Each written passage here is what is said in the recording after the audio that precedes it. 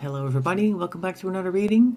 Today we're taking a look at the case of Kristin Smart, who disappeared during Memorial Day weekend in 1996.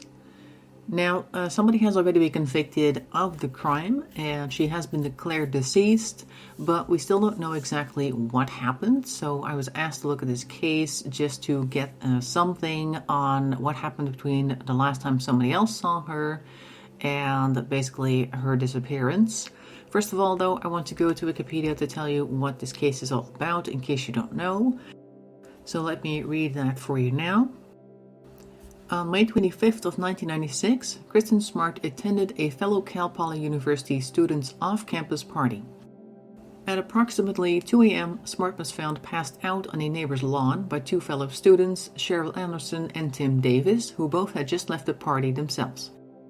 They helped Smart to her feet and decided to walk her back to her nearby dormitory. Another student from the party, Paul Flores, joined their group and offered to help the two return Smart to her dorm room. Davis departed the group first since he lived off campus and had driven to the party. Anderson was the second to depart the group, heading to Sierra Madre Hall, after Flores, who lived closer to Smart's dorm, assured Anderson that he could walk her there. Flores stated to the police that he walked Smart as far as his dormitory, Santa Lucia Hall, and then allowed her to walk back to the Muir Hall dorm by herself.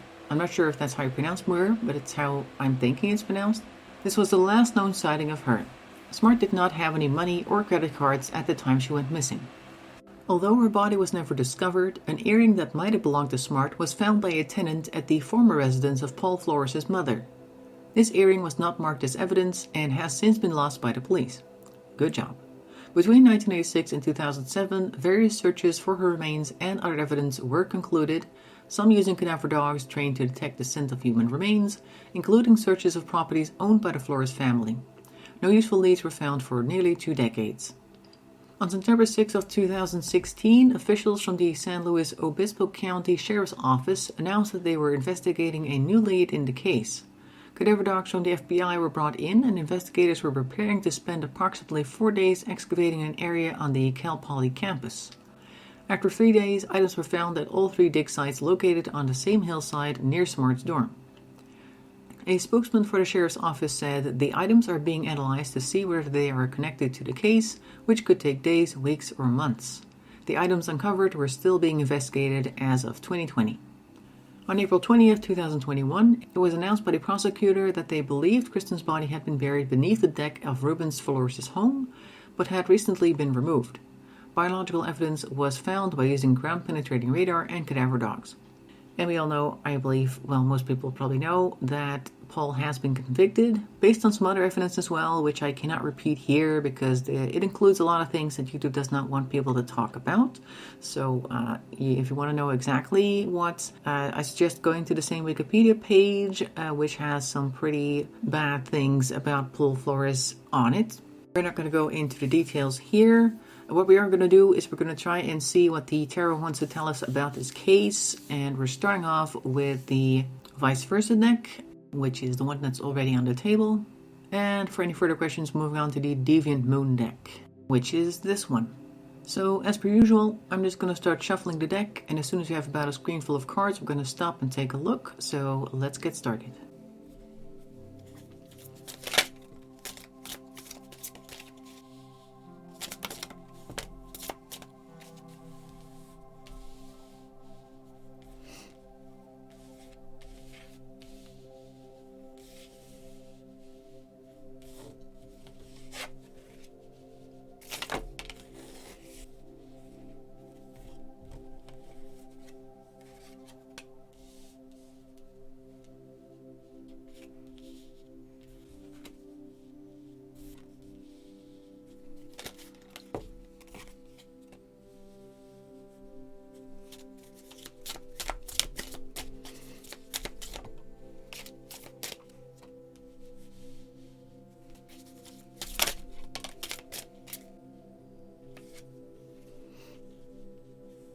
Okay, so the first impression that I got was that we probably don't have a lot of cards that we need to look at. I got this idea of this is going to be a quick one somehow, like there's not much that needs to be said, that type of thing.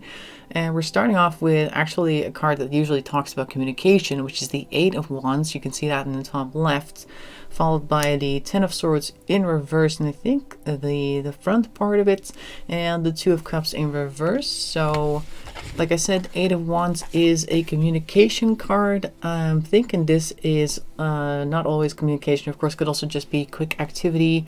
And with the Ten of Swords in reverse and the Two of Cups in reverse as well, I'm thinking this is a moment where she may have called out or tried to communicate or something along those lines, tried to do something, but there's a lot of action here. And it's to her detriment, and she's definitely not on board with any of this. So this is probably the moment where her assailant decided to make their move, and she was not able to do much about that because it's so quick and there's so much energy involved in this movement. So this is definitely a struggle, and the sword suit is also thoughts and words. So I'm thinking that there's a lot of negative talk happening here as well. Maybe also a lot of confusion, because the card that we're looking at with Ten of Swords is actually just a suit of armor that's been pierced by all these swords. And I'm thinking that there may have been thoughts and words attempted to be thought and spoken, but they didn't lead anywhere productive. And with the Two of Cups in reverse, I'm looking at the snakes as well. Like there's definitely something, there's a snake coming out of the cup. Like there's a surprise here, and we do not agree with any of this because we did not sign up for this, because the Two of Cups is also kind of like, aside from just being emotionally connected to somebody, it's also ascribing to a same type of thought pattern, feeling pattern, belief system, that type of thing. So they're not on board with any of this. So this is probably the moment of the attack. Continued with the Five of Pentacles over here, and the Ace of Wands, and then the Two of Pentacles. So I'm thinking this is assault.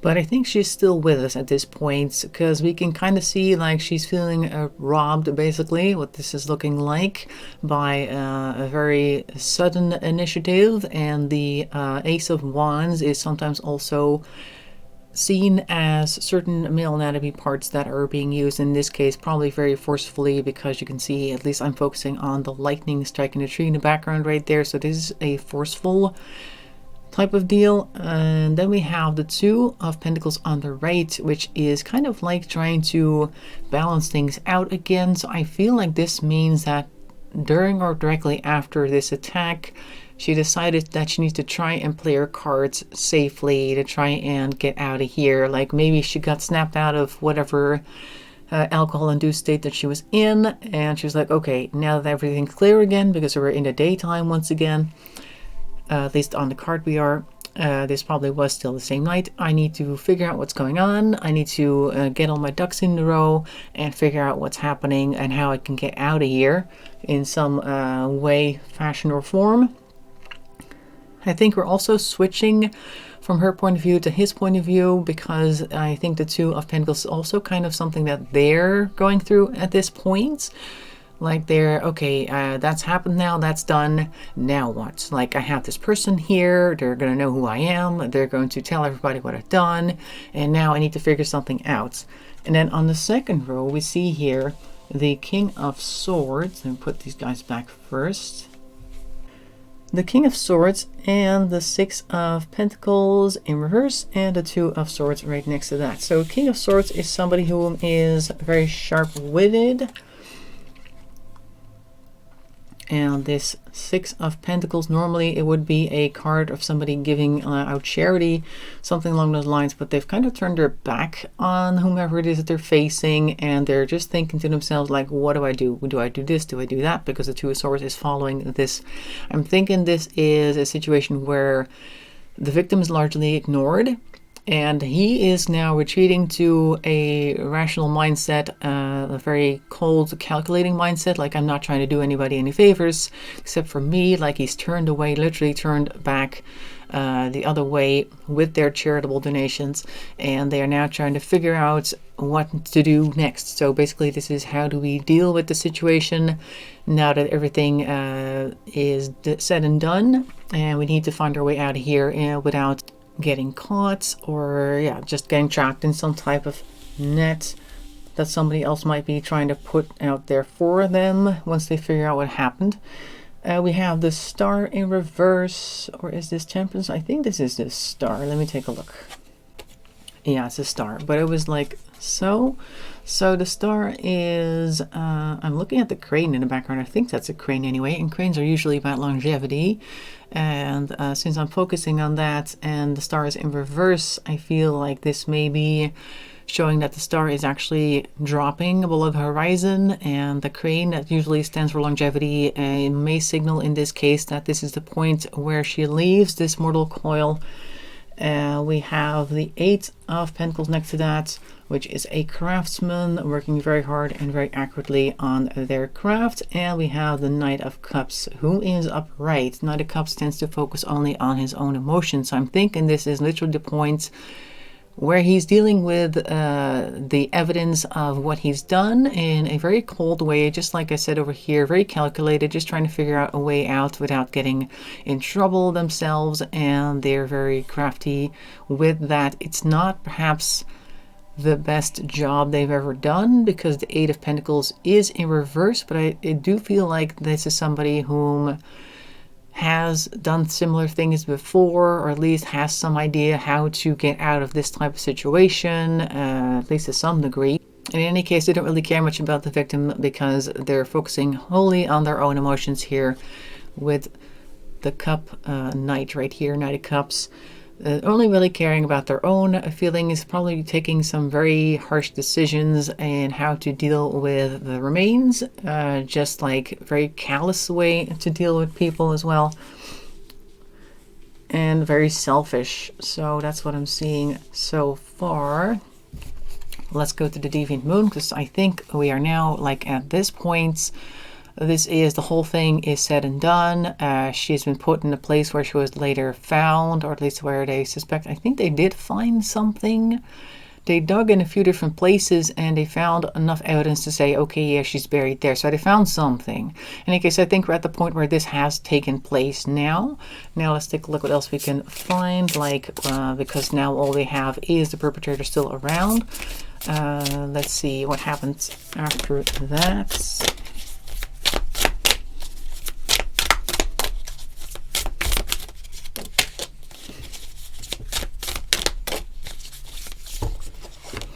Okay, we got two over there, and we have a small stack here that separated itself from the main stack. What do we need from here? That one. Let's see, these guys, and this one got pushed out of the way. We have three cards here. We have, again, the Eight of Pentacles, so we're continuing to work on it. Perhaps over here they were more stressed because the situation was so urgent and immediate, but now we're in the long haul term, I guess, where he is able to do more damage control. I'm thinking this is the aftermath where they're trying to dot all the I's and cross all the T's. We have Knight of Cups again. We're still only focusing on ourselves, and we have the High Priestess, which is an interesting card to pull over here. I'm guessing this is them trying and stay a step ahead, and possibly just trying to figure out what the next move could be from the other side of the coin, so to speak, trying to keep ahead of law enforcement and anybody who may be related to Kristin, who might be trying to figure out what happened to her. This may also be them possibly working on alibis and that type of thing. Although reading the description on Wikipedia, he didn't have to do a whole lot of that anyway, because I don't believe they were after him initially for a very long time, regardless. And Knight of Pentacles over here in reverse, so that is somebody who is also very methodical and working for the wrong thing, working towards something that other people would probably not agree with.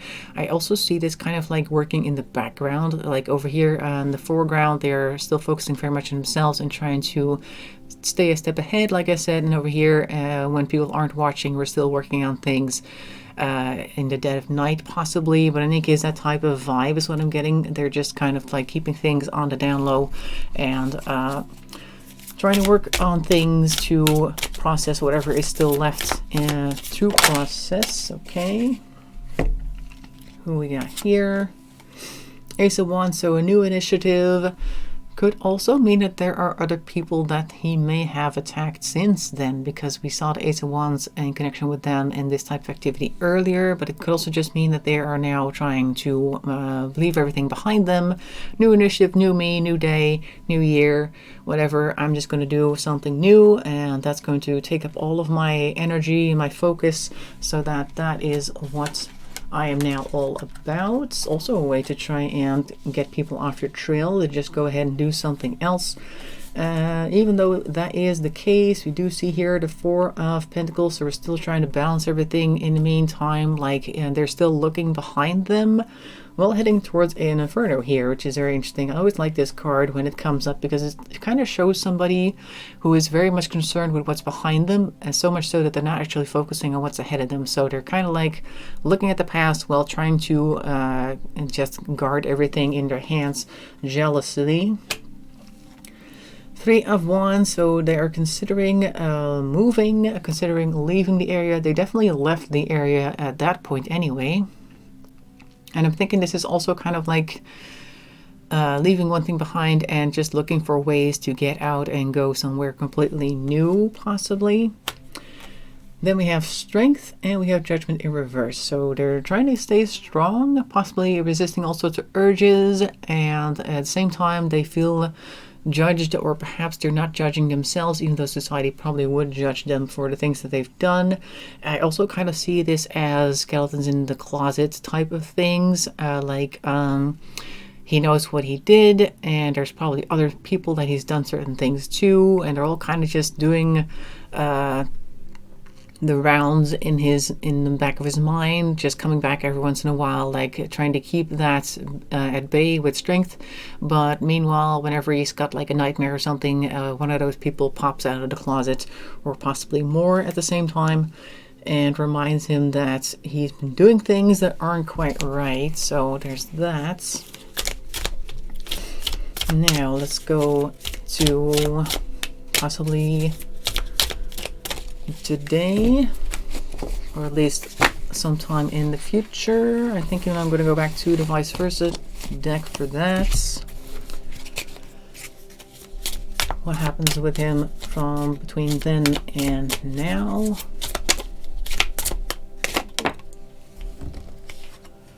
Six of Swords, so being carried by the waters, possibly just trying to let the river take him wherever it will, possibly also trying to keep a low profile and not try to rock the boat too much.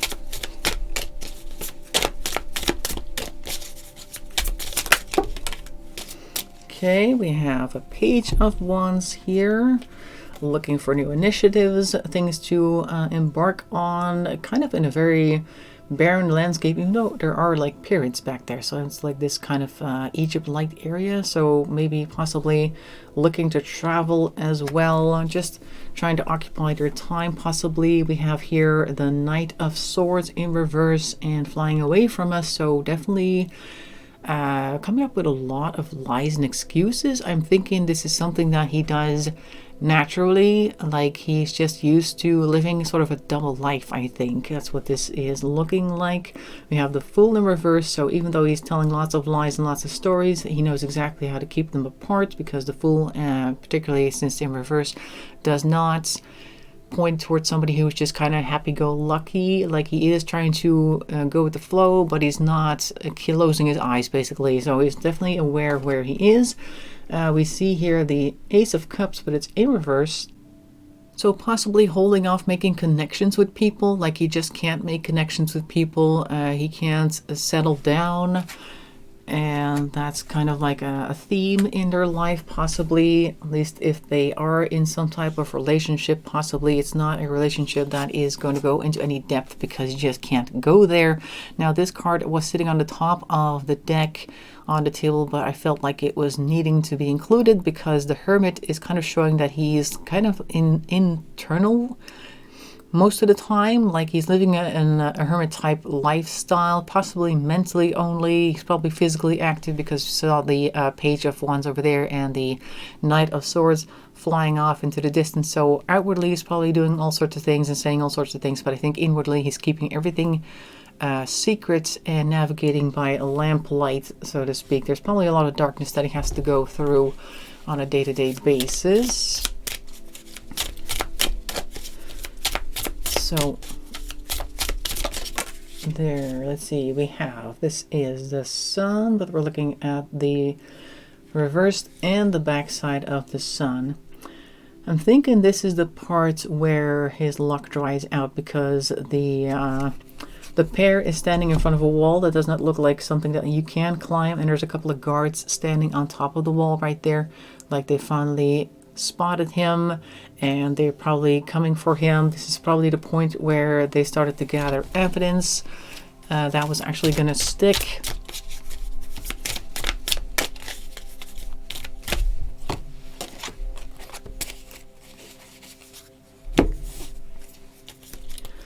What about these guys?